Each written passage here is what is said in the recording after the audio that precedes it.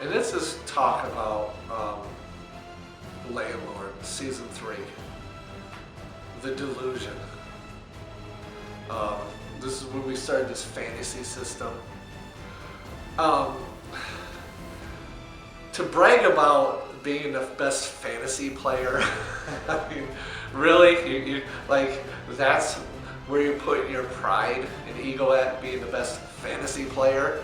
I mean, just the name alone, right? Like, if you just took the fantasy stats, I'm the best.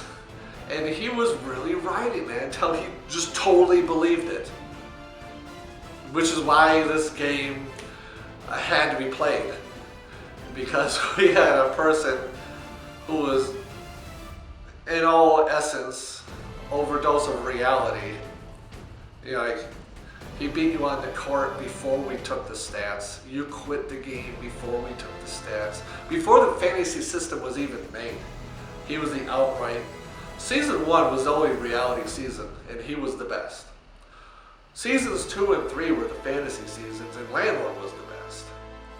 And then you take those two players, and you have them playing a real game. Well, what do you think's going to happen?